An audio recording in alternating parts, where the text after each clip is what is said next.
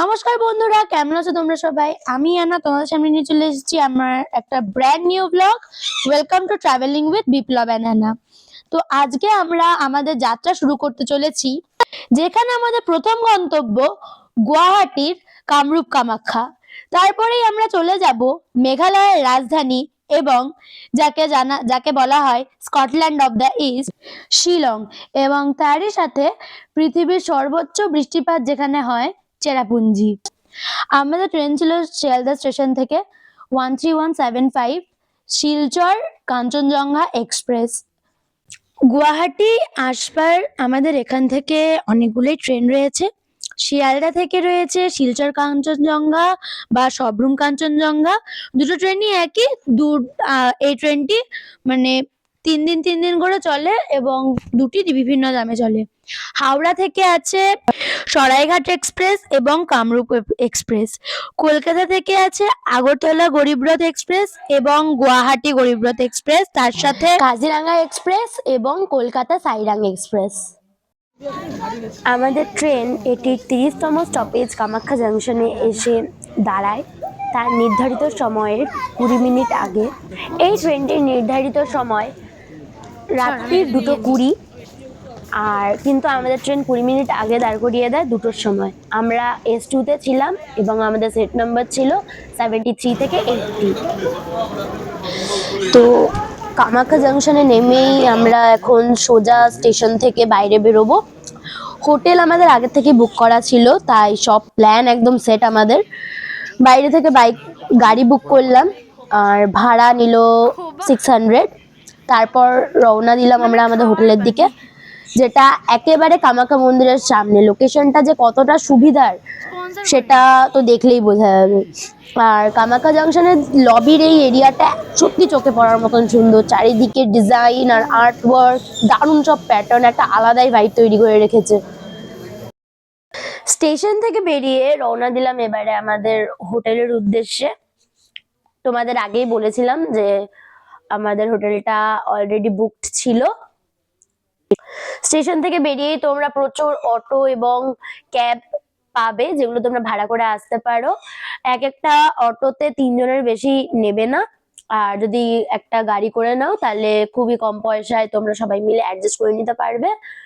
আর তাছাড়া স্টেশন থেকে মন্দিরের দূরত্ব 6 কিলোমিটার, যেটা খুবই কম, তো খুব বেশি টাইমও লাগবে না যেতে।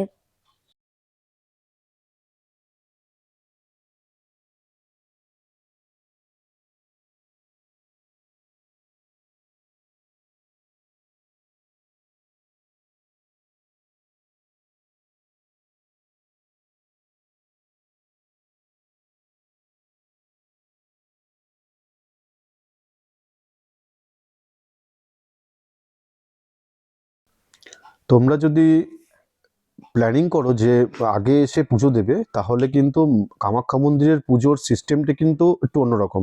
প্রথমে তোমাদের টোকেনের জন্য লাইন দিতে হবে। এই টোকেনের জন্য লাইন কিন্তু আগের দিন রাত্রের থেকে পড়ে যায়। তা টোকেন যতক্ষণ না পাবে ততক্ষণ কিন্তু মন্দিরে ঢুকতে পাবে না। আর এখানে অনেকে সবাই বলে যে আধার কার্ড ছাড়া টোকেন দেওয়া হয় না, একদম ভুল কথা।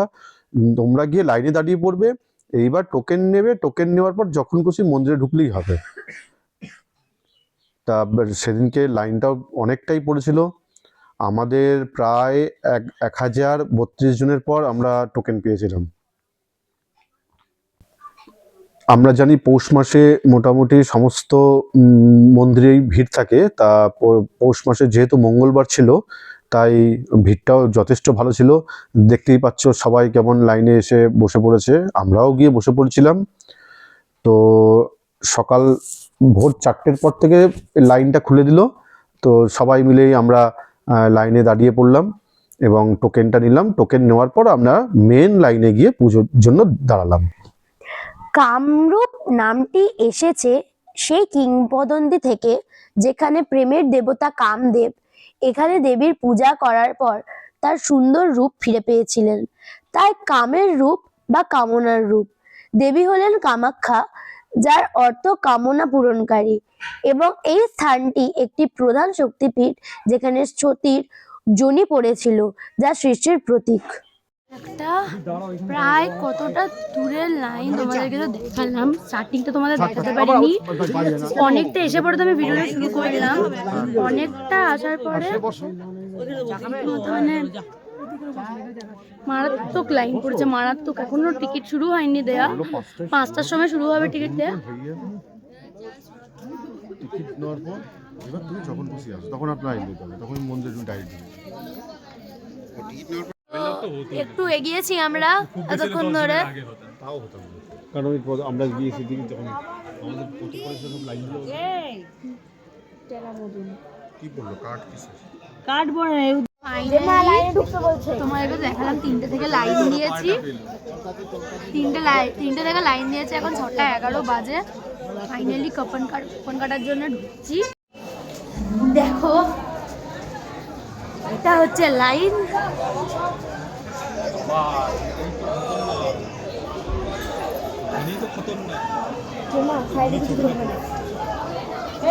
খুলতে হতো।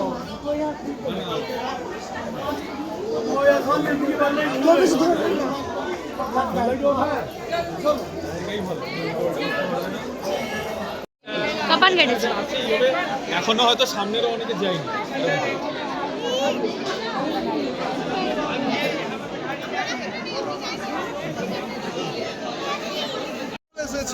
কি করছো?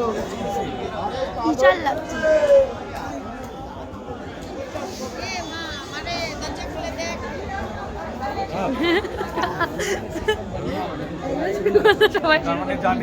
সবাই জানে। আমি ভাই প্রথমবার শুনছি। এটা আমি অনেক জায়গায় শুনেছি।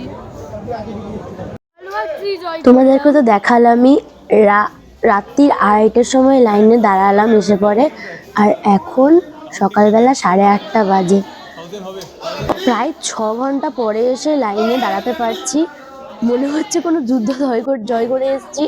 আর প্রচণ্ড টায়ার্ড লাগছে, সকাল থেকে কিছু খাইনি। আর এই হচ্ছে সেই টোকেন যেটার জন্য এতক্ষণ লাইনে দাঁড়ানো আমাদের। এবারে আমরা মন্দিরে ঢুকছি। মন্দিরে ঢোকার আগে যেহেতু পুজো দেবো, সে কারণে পুজোর ডালা কিনতে পাওয়া যাচ্ছে। পুজোর ডালা এখানে শুরু হচ্ছে 100 টাকা থেকে, তারপরে আরো উঁচুতে যাচ্ছে প্রাইসটা। এই হচ্ছে কামাখ্যা মন্দিরের মেন গেট, কিন্তু এখান থেকে শুধু ভিআইপি লাইনেই যেতে পারে। আমরা জেনারেল কিউতে গেছিলাম, তাই জেনারেল কিউটা আরো ঘুরিয়ে আগেও আমরা ভিআইপি লাইনে দাঁড়িয়েছিলাম, কিন্তু এবার সবাইকে একটু জেনারেল লাইনে কীভাবে পুজো দিতে হয় সেটা দেখাবার জন্যই আমরা বাধ্য হয়ে জেনারেল লাইনে গিয়ে দাঁড়িয়েছিলাম। তো জেনারেল লাইনে বলবো কখনোই দাঁড়াবে না।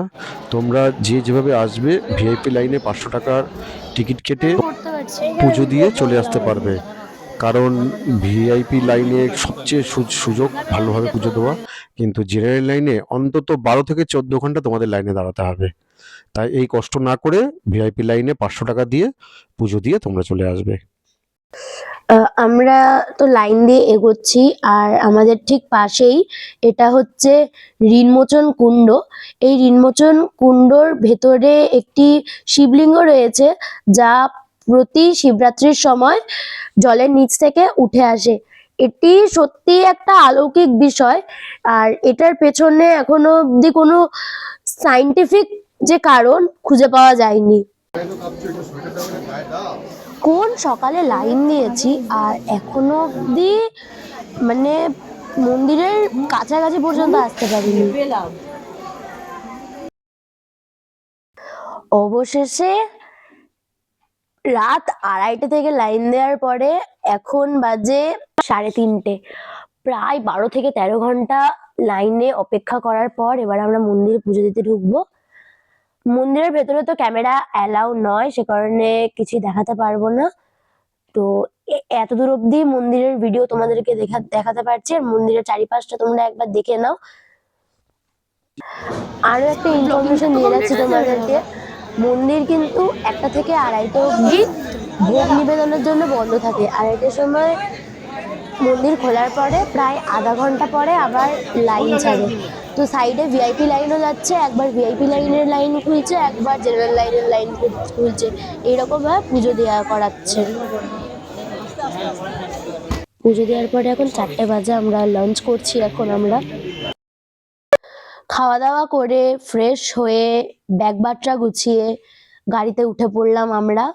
এখন বাজে 4:30, আমরা রওনা দিচ্ছি কামাখ্যা থেকে শিলংয়ের উদ্দেশ্যে। আমরা মেন শিলংয়ের থেকে একটু আউটসাইড এরিয়াতে ছিলাম, জায়গাটার নাম লাপালাং। আর কামাখ্যা থেকে লাপালাং এর দূরত্ব 117 কিলোমিটার, যেটা যেতে প্রায় 3 থেকে 3.5 ঘন্টা লাগে। আর যেহেতু আর 2 দিন পরে ক্রিসমাস, সেই কারণে রাস্তার মধ্যে জ্যামটা একটু বেশি থাকার কারণে আরো আধা ঘন্টা বেশি টাইম লাগতে পারে।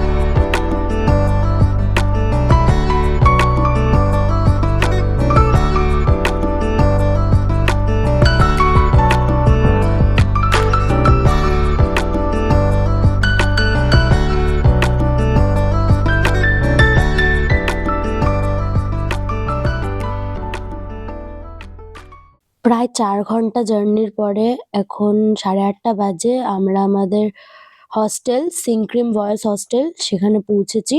লোকেশন আমি ডিসক্রিপশন বক্সে অবশ্যই দিয়ে দেবো। তো এটা একটা ডরমেটরি টাইপের ছিল, যেহেতু হস্টেল। আমাদের 2টো রুম নেওয়া হয়েছিল, একটাতে ছিল 4 বেড আর একটাতে ছিল 3 বেড। এটার মধ্যে আমরা স্টে করব। 2টো বাঙ্ক বেড রয়েছে, আর আরেকটা রুমের মধ্যে ছিল 2টো বাঙ্ক বেড ছিল আর একটা সিঙ্গেল বেড রাখা ছিল। মোটা মোটা কম্বল আর বালিশও দেয়া ছিল। তো জার্নি করে এসে মারাত্মক পরিমাণে টায়ার্ড হয়ে গেছি, আর রাত্রিবেলা কিছু খাওয়া দাওয়ার দম নেই। সে কারণে ফ্রেশ হয়ে এখন সিধা ঘুম দেবো। এরপর কালকে সকালে তোমার সাথে দেখা করছি শিলংয়ের লোকাল যে সাইট সিনগুলো ওগুলোর জন্য। গুড নাইট সবাইকে।